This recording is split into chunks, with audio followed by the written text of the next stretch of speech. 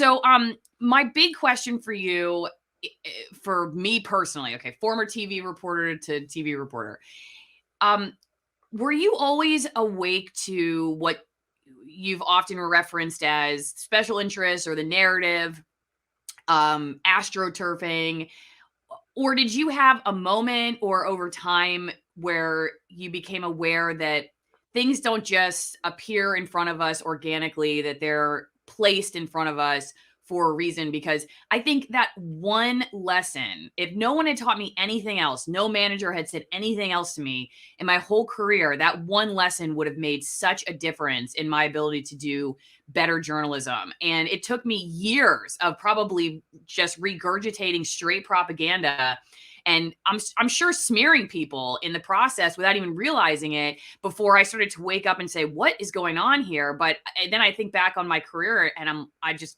it's terrible. So tell me about your journey. Did you have a longer awakening? Did you have a moment where you said, okay, wait a second, I'm being used, and where else am I being used? I'm just curious how your journey went. Well, there were hints along the way, but I'm old enough to have started before the internet, when it was not so easy for these interests to get access and create narratives that could take hold in social media and be amplified through their organized systems. So I'm sure there were always efforts, and many of them successful, to influence and shape what we do. But I think I really started taking a critical look at it in the 2000s, when I was assigned to cover pharmaceutical industry risks and dangers of medicines. Everybody was doing it back then. Now you can't, because this has been propagandized by the pharmaceutical industry / government, which is often one and the same for the purpose of interest, so that you cannot do that anymore. But there was a time when, hundreds of millions of people take medicine and vaccines, and there was a great interest in the pharmaceutical industry's the approval process, the criminal charges filed against pharmaceutical companies for lying about and harming people with their medicines, look at the medicines being pulled off the market for safety reasons after they've been approved. During that process, I started to see things that didn't make sense.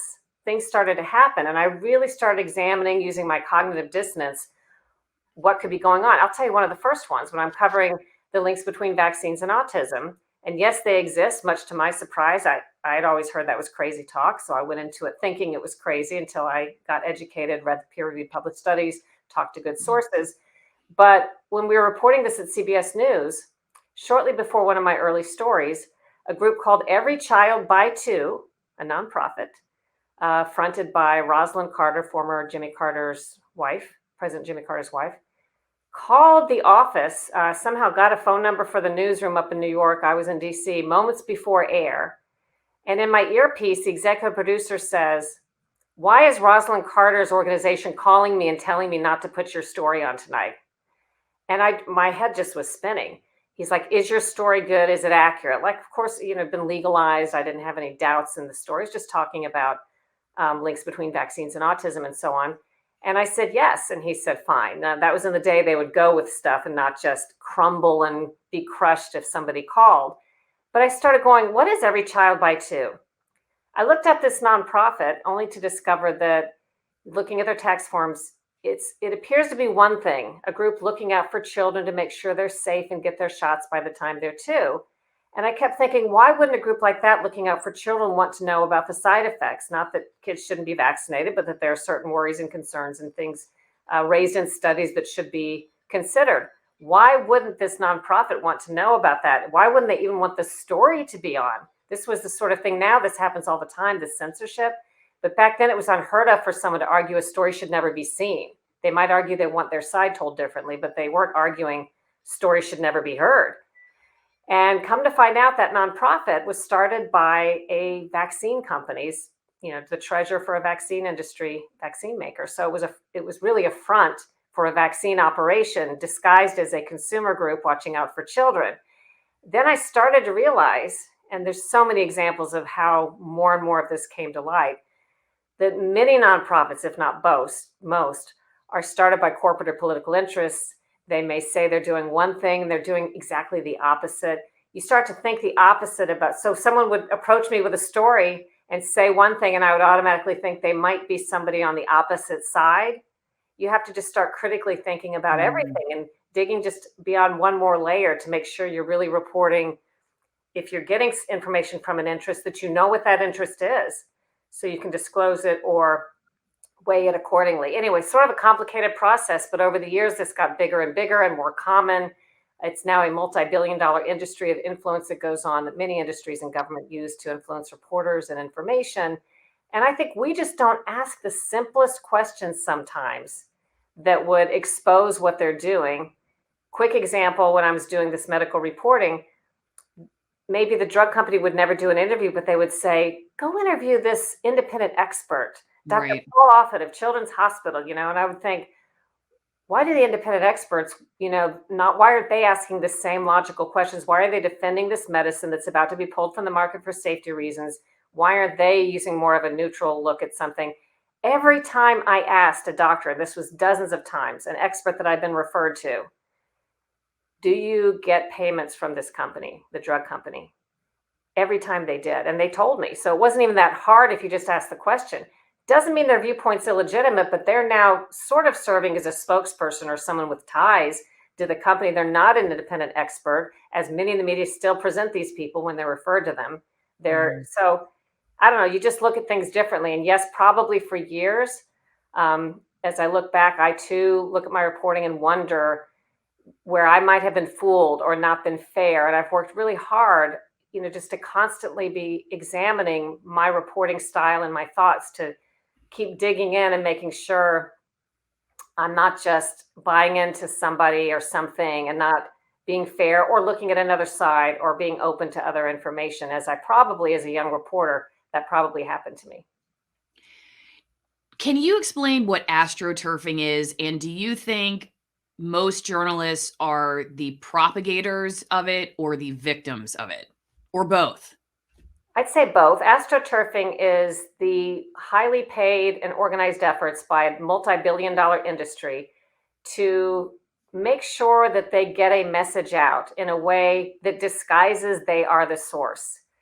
It's better if a journalist thinks that an ordinary person is coming to them with a news story or a complaint or an idea, when in fact there are very important people behind the scenes pulling strings and sending that person and their data and research perhaps in the direction of that reporter, and the reporter's not asking enough questions.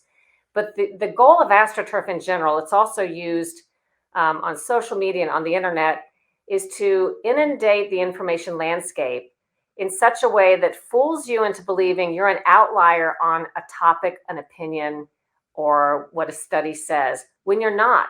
So they seek to make you think that the things that you think, the studies that you want to see, the conclusions that you draw are not to be spoken of because you're sort of the weird one. Everybody else agrees, blah, blah, blah.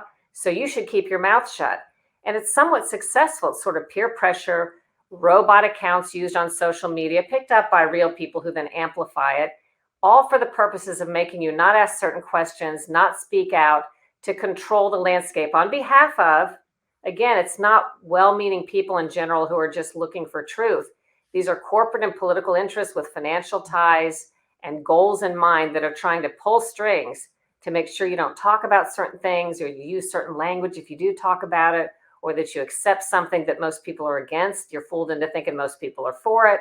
Very sophisticated campaigns behind these AstroTurf efforts. Before we get to the rest of this video, don't forget to check out my sponsors, AllisonWinePromo.com, AllisonWinePromo.com. You get 50% off of my favorite Argentinian Malbecs and 50% off shipping. One of the new bottles comes from the oldest vineyard in Argentina. These are new bottles from the last shipment. So if you got my last package, these are totally new, but just as good, AllisonWinePromo.com, or you can go to TwinEngineCoffee.com/Allison, TwinEngineCoffee.com/Allison. These are high altitude shade grown USDA certified organic Nicaraguan roasts. I like the dark roast, but they have a wide variety. They also have a Cartura tea, which is tea made from coffee fruit. So whatever you're drinking, you can support free speech in the process.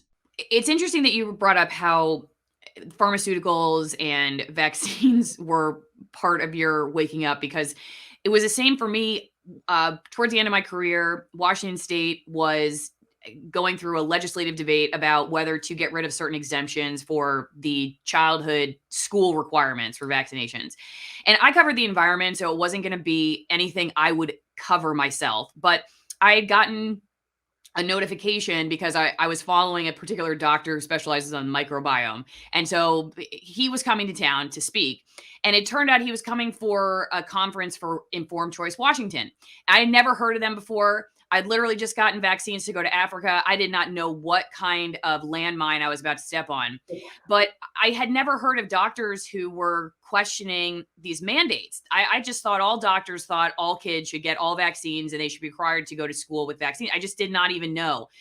And so I thought that's interesting that there are these doctors, MDs, multiple board certified, been in the business a long time, who are coming to town for this group that thinks these mandates should not exist, and or that at least you should have exemptions, that the exemption should not go away, which was something we were covering. But the way we were often covering it was Department of Health versus mom at the protest. And I was able to at least pick up on the fact that that seemed like an unfair fight to put up a mom, at a protest versus a doctor at the Department of Health.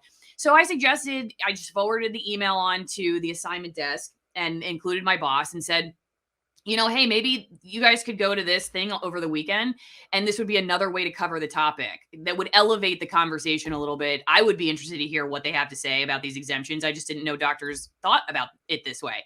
And my boss told me I am never allowed to bring up vaccines, question vaccines ever again, that he doesn't trust me on that issue if I would consider these people even worthy. Like, he would never let them question the vaccines on our air because he really believed these were, essentially, like the subtext was psychopaths that were conspiracy theorists against public health. And I truly believe my boss believed that.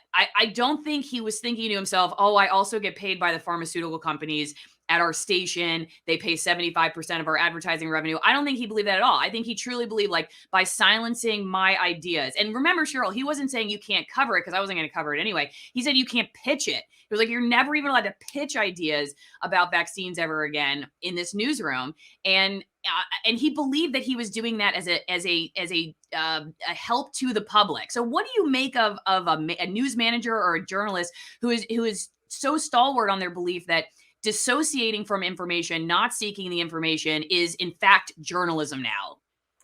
Well, it's crazy because it's the opposite of what we do. And I too, much like you, fell into this. I'm fully vaccinated. My kid's fully vaccinated. I am embarrassed to say I never gave it critical thought. I just never thought about it. All vaccines are good. I didn't understand the biological mechanism under which vaccines cause occasionally or sometimes neurological damage and all kinds of other terrible things in some people. And so it sounded crazy to me, but I opened my mind because I was assigned to cover the pickup of smallpox vaccination program after 9/11. And I think what happened with that is they pulled that program because of adverse events to the vaccine early on. People were having heart attacks and occasionally dying after smallpox vaccines. So they suspended that effort. And for the first time, I thought, and I asked one of my sources, a government doctor, if vaccines, the smallpox vaccine and these other military vaccines, occasionally make a 200-pound 19-year-old soldier drop dead, what might they do to a baby? Like, that was the first time I asked the question, right? My kid's fully vaccinated, never had the question. And the doctor says to me, I'm not touching that. That's the third rail. I'd never heard of this. This was before all the widespread propaganda about it that your news director, whoever was talking to you, had bought into. And again, that puts my antenna up. Oh, so there's something that they don't want to touch. And I started digging, and I researched for a year, never speaking with an advocate like parents, but only reading studies and talking to scientists, and was stunned to learn about the great body of evidence that links not only vaccines to all kinds of adverse events, but specifically autism, despite what the government was saying and despite what was being put out by public health officials. It was pretty stunning. Maybe one of the biggest stories of our time. But that was the time period in the early 2000s when this propaganda campaign pushed by the government / pharmaceutical industry took hold. That word anti-vaccine, I'd never heard that in the early 2000s. This is a product of what they did. It's almost like a psyops operation. They know the language to use. They've researched it. that press people's buttons, conspiracy theory, nuts, quacks, whatever words they use, to marginalize people who would discuss these issues, and particularly marginalize the researchers. They pull their grants if they discuss it. They make sure they get fired from their jobs or marginalized in their industry. So I've watched this over the years and concluded, again, this is one of the biggest stories of our time that is least covered for the reasons we've discussed. Journalists are told not to cover it. There is a money link, even people who believe in the story. We are so well financed and funded by the pharmaceutical industry and so inextricably tied to government now that it's just impossible for a boss. They just would rather not have the headache. Why go there? There's a million stories to cover. Why get the calls and the pushback from the ad department? As I put in one of my books, we had pharmaceutical advertisers calling the corporate ad division at CBS, calling the head of evening news, which they're not supposed to do, very upset and distressed about the stories we were doing on medicines. So, big picture, not just related to vaccines, was the phenomenon of journalism being something where you're silencing people around when you started, or is that new to my era of the career? Because I even remember when I first started back in the mid, I don't know what it was, I guess it was 2008 when I got my first job. We thought it was cool to go find the person who thought differently. Like that was applauded to find the contrarian and the person who was pushing back on something. Like that was like the gold mine interview. And then I saw 10 years later how that was the person that we were supposed to distance ourselves from and not platform or whatever the word would be, somehow discredit.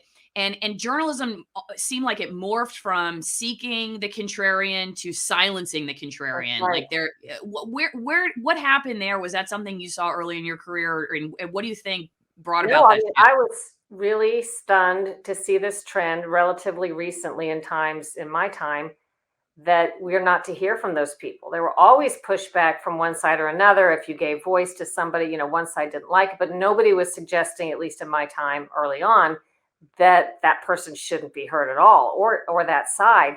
Now you have information probably held by sometimes a majority of the population or scientists that's not allowed to be heard.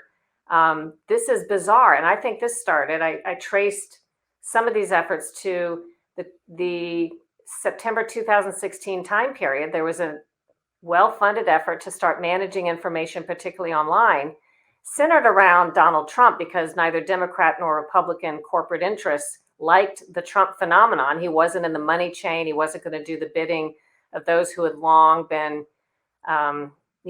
funding their way in Washington, D.C. so they could be heard by, if a Bush were elected, they would be fine. If a Hillary Clinton were elected, they'd be fine. If a Trump were elected, they had no pipeline to the top because they hadn't been paying that same group of interests to influence a Donald Trump. So there was an effort to start marginalizing Trump, and the efforts against Trump thought that part of his popularity, I think they underestimated true popularity versus what you can pretend that you have through astroturfing. They thought his popularity was largely generated online because they've been able to control the narrative on the news, that he was a nut and a kook and a clown and then dangerous and whatnot, but he still had all this support. So they sought to influence and control what we could see on the internet, where you could still get information and make up your own mind, even if it wasn't on the news. And I started to see that they didn't even want the information available because you'll make the wrong decision against their interests. That means the information should just be forbidden. And they set out in 2016, particularly after Trump got elected successfully, one of these groups that controls information or seeks to, admits meeting with Facebook to launch Facebook's first effort to have big tech, to have a social media company get in the way of our information and pretend to be able to fact check your reporting or my reporting. Maybe we spent a year researching something and these fake fact checkers that are funded by special interests are doing the bidding of corporations. They come in and say it's not true or it's a debunk. This was all started in the 2016 time period and quite successful. Because remember, what they had to do was make people think we need somebody between us and our information. People weren't clamoring for that. Nobody was asking for that prior to 2016, or not many people certainly. And all of a sudden now we have the media cheering it on. yes, please keep us from seeing information we shouldn't see. And what they mean by that is keep you from seeing information they don't want you to see, because they already know the information, but they don't want you to be able to lay your eyes on it. They could fix their social media to not see anything they don't want to see, but they don't want you to see it. And that's part of this whole propaganda effort. And it's changed journalism. But again, another part of that is there are many non-journalists working in journalism. We have invited these special interests not just to influence what we report, but they work in our newsrooms. They're in the editorial chain now. They're managers. They're reporters themselves. So they don't have the same goal that you and I had when we thought our job was to go on the ground, listen to all sides, represent them, and do fact-based reporting. They're out to convince you to think something or think a certain way. And that's why, amid all the mistakes and misreporting that's been going on, particularly in the last 4 years, like I've never seen, at formerly top, well-respected news organizations, very, very seldom does anybody get called to account for this terrible, really unforgivable misreporting that they're doing. In fact, they may get a promotion because the goal isn't really bringing facts to light for these people. The goal is shaping the public narrative, and they've done it successfully, even if they've misreported or put false information out, if they've gotten people believing that even for a short period of time. This is just a short clip that has basically been sanitized so it can fly under the radar on YouTube. If you want to see the entire conversation that we had or the entirety of the commentary that you're watching, please go to one of my other platforms. One of the best places to go is AllisonMorrow.locals.com, where you can become part of my editorial board and pose questions ahead of time for interviews. I also do live editorial board meetings on Saturdays. You can bring your feedback and pose ideas for guests and topics for the week to come, and you get exclusive content. So go to AllisonMorrow.locals.com. But whatever you do, don't stay here on YouTube. If you want the full truth about what's happening around us, you gotta go somewhere else.